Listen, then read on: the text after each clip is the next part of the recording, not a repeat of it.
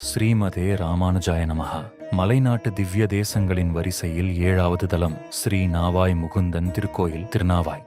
பாதி உடல் மறைந்த ரகசியம். இந்த கோயிலின் மூலவர் சிலை பிரதிஷ்டை செய்யப்பட்ட போது ஒரு விசித்திரமான சம்பவம் நடந்தது. முதலில் பிரதிஷ்டை செய்த 8 சிலைகளும் பூமிக்குள் புதைந்து போயின. 9வதாக வைக்கப்பட்ட சிலை இடுப்பு வரை புதைந்த போது அதை அழுத்தி பிடித்து நிறுத்தினார்கள். அதனால்தான் இங்கே பெருமாளை இடுப்புக்கு மேல் மட்டுமே தரிசிக்க முடியும். உங்க பிரச்சனைகள் பூமிக்கு அடியில புதைஞ்சு போகணும்னா இந்த முகுந்தனை வந்து பாருங்க. தென்னகத்தின் காசி, காசியில் கங்கை நதி எப்படியோ கேரளாவுக்கு பாரத புழா நதி அப்படி. முன்னோர்களுக்கு திதி கொடுக்கவும் பித்ரு தோஷங்கள் நீங்கவும் இது மிகச்சிறந்த தலம். உங்க குடும்பத்துல முன்னோர்களோட சாபம் இருக்குன்னு கவலைப்படுறீங்களா? இங்க வந்து ஒரு முறை வேண்டிக்கிட்டா உங்க சந்ததியே செழிக்கும். லட்சுமியும் கஜேந்திரனும் செய்த போட்டி. மகாலட்சுமியும் கஜேந்திரன் என்ற யானையும் இங்கே பெருமாளுக்கு தாமரை மலர்களை கொண்டு போட்டி போட்டுக்கொண்டு பூஜை செய்தார்களாம். இறுதியில் 2 பேருக்கும் சமமான அருளை பெருமாள் வழங்கினார். நீங்க எடுக்கிற முயற்சிகள்ல யாரு போட்டிக்கு வந்தாலும் வெற்றி உங்களுக்கே கிடைக்க இந்த முகுந்தன் அருள் செய்வார். 9வது முகுந்தன்